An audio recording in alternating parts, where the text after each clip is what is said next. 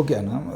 అంటే ఈ టాపిక్ రిజర్వేషన్లకు సంబంధించిన విషయంలో ఎక్స్ట్రాడినరీగా మీ ఒపీనియన్ చెప్పారు. దాదాపుగా ఈ ఇంటర్వ్యూ చూసిన తర్వాత చాలామంది రిజర్వేషన్లు లబ్ధి పొందిన వాళ్ళు ఆ రకంగా ఆలోచిస్తే నిజంగా బాగుంటుంది. అది బాబాసాహెబ్ ఆశయానికైనా లేదంటే దళితుల అభివృద్ధికైనా ఎమ్మెల్యేలు కానీ ఇప్పుడు అసెంబ్లీలో ఉన్నవాళ్ళు, పార్లమెంట్లో ఉన్నవాళ్ళు వాళ్ళ కర్తవ్యాన్ని వాళ్ళు నిర్వర్తిస్తూనే ఉద్యోగస్తులు వాళ్ళ అవకాశాలను పొందిన తర్వాత వాటిని వేరే వాళ్ళకి అందించేటువంటి ప్రయత్నం చేస్తే బాగుంటుంది. అయితే ఈ సామాజిక అసమానతలు అనేవి ఆర్థిక అసమానతల కారణంగా వస్తున్నాయి కాబట్టి ఎంతో కొంత ఈ సామాజిక అసమానతలు, ఆర్థిక అసమానతలు పూర్తిగా తొలగిపోవాలంటే ఏమైనా మార్గాలు ఉన్నాయి? బాబాసాహెబ్ అంబేద్కర్ గారు చాలా స్పష్టంగా చెప్పారు, స్టేట్స్ అండ్ మైనారిటీస్లో భూమిని జాతీయం చేయాలి. ఓకే. గాలి, నీరు, నిప్పు, భూమి, ఆకాశం ఇది సహజ సంపద. అవును. ఏ ఒక్కడి ఆధీనంలో ఉండడానికి లేదు. ఎప్పుడైతే భూమి జాతీయం జరుగుతుందో, ఈరోజు మీరు చూడండి రాకేష్, ఈ దేశంలో ఉద్యోగం చేస్తావా, వ్యాపారం చేస్తావా, ఏం చేస్తావా, ఎవడో ఒకడు ప్రతి ఒక్కడు వాళ్ళ స్థాయిని బట్టి డబ్బు సంపాదించుకుంటారు. ఈ డబ్బు అంతా ఎక్కడ పెడుతున్నారు? భూమి మీద పెడుతున్నారు. భూమి పెరగట్లే, భూమి విలువ పెరుగుతుంది. అవును. ఓకేనా? ధరలు పెరుగుతున్నాయి, సామాన్యుడు బ్రతకలేని స్థాయికి వచ్చింది. అసలు భూమి అనేది వ్యక్తిగత ఆస్తిగా లేదనుకుందాం. ఇప్పుడు వీళ్ళందరూ డబ్బు ఎక్కడ పెడతారు? ఇండస్ట్రీస్ మీద పెడతారు. ఓకే. పెట్టుబడులన్నీ కూడా డబ్బంతా కూడా ఇండస్ట్రీస్ వైపు రావాలి. ఒక ఇండస్ట్రీ పెడితే ఎన్ని వేల మందికి ఉపాధి వస్తుంది?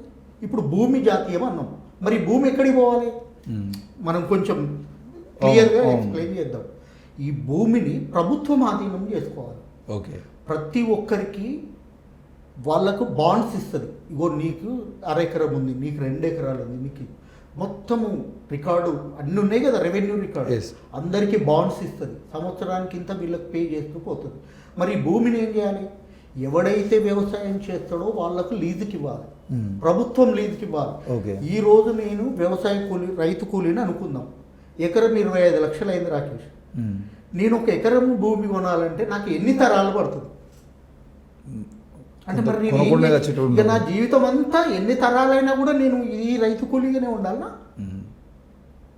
మరి అలాగే ఉండాల్సి వస్తే మరి ఈ ప్రభుత్వాలు ఎందుకు, ప్రజాస్వామ్యం ఎందుకు, ఎన్నికలు ఎందుకు, ఈ దేశ సంపద అంతా వాళ్ళ దగ్గర పెట్టడం ఎందుకు? గాడిద పండు దోవడానిక? ఈ సమాజం దాని ఇష్టం వచ్చినట్టు పోతుంటే నువ్వు ఎలాంటి కంట్రోల్ చేయకపోతే ఈ ప్రభుత్వాలు ఎందుకు?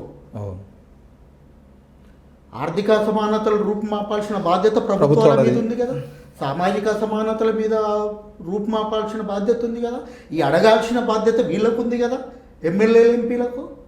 ఎవడికి వాడు స్తబ్దుగా ఉంటే ఎట్లా వస్తుంది? దీనికి బాబాసాహెబ్ చెప్పిన పరిష్కారం ఏంటంటే భూమి వ్యక్తిగత ఆస్తి ఉండకూడదు, ఇది ప్రభుత్వం దగ్గర ఉండాలి. ప్రభుత్వం రైతులకు లీజుకి ఇస్తుంది, వాళ్ళు పంట పండించుకొని ఇస్తారు. ఇప్పుడు ఒక రైతు లీజుకి తీసుకున్నా నేను మళ్ళీ ఉద్యోగమో వ్యాపారమో చేయడానికి లేదు, ఒక వ్యక్తిని 2 చేయడానికి లేదు.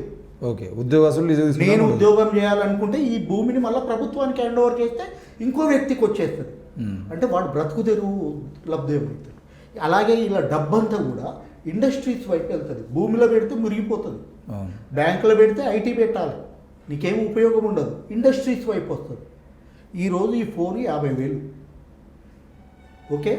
ఇదే ఇక్కడ కనుక ఈ ఫోన్ తయారు చేసే ఇండస్ట్రీ ఇక్కడ పెడితే ఎన్ని వేల మందికి వస్తుంది?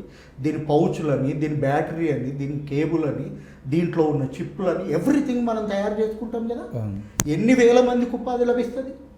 ఇంకోటి 50,000 ఫోన్ ఎంతకు వస్తుంది? నాకు 20,000కు వస్తుంది. అంటే ఉపాధి లభిస్తుంది, ధరలు అందుబాటులోకి వస్తుంది. ఇప్పుడు మన చుట్టూ ఇన్ని వస్తువులు ఉన్నాయి, దీంట్లో కార్లు కావచ్చు, ఇవి కావచ్చు, ఫోన్లు కావచ్చు, ఏదన్నా మన భారతీయులు తయారు చేసుకుంటారా? చాలా తక్కువ. ఎందుకు ఇంపోర్ట్ చేసుకుంటారు? చదువుకున్న యువత లేదా?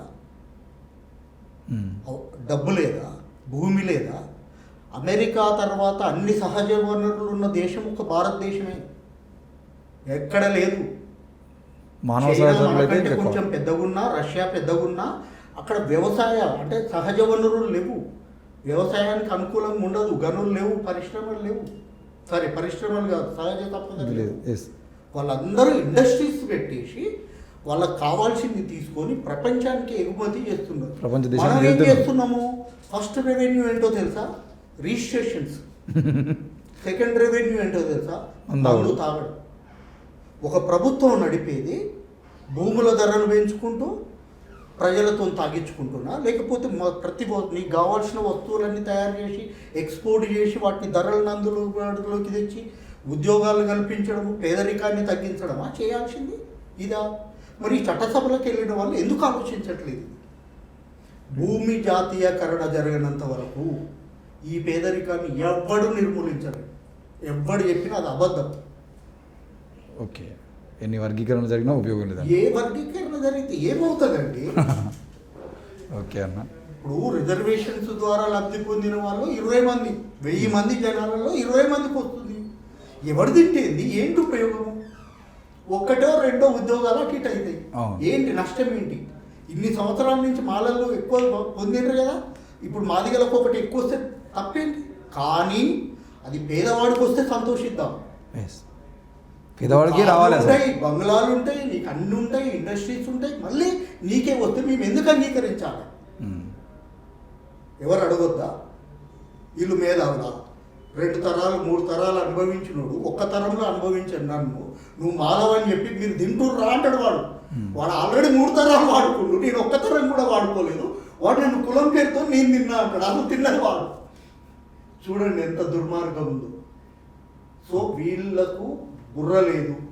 ఈ సామాజిక అసమానతలను నిర్మూలించాలన్న కోరిక లేదు, ఆర్థిక అసమానతలను నిర్మూలించాలన్న కోరిక లేదు. ఒకవేళ ఇప్పటికైనా మేధావులు ఆలోచించదలుచుకుంటే బాబాసాహెబ్ అంబేద్కర్ గారు ప్రతి సమస్యకు ఒక పరిష్కారాన్ని సూచించారు. చదవండి, లేదు మమ్మల్ని అడగండి, చెప్తాము, ప్రయత్నించండి ఫస్ట్ సొల్యూషన్ దిశగా. అది లేకుండా 24 గంటలు తాగి రోడ్ల మీద ఎగిరే వాళ్లకు ఉద్యోగస్తులు వచ్చి గొడవలు చేసేదానికి ఎలాంటి వ్యత్యాసం లేదు. దీనివల్ల ఎలాంటి ఉపయోగం లేదు.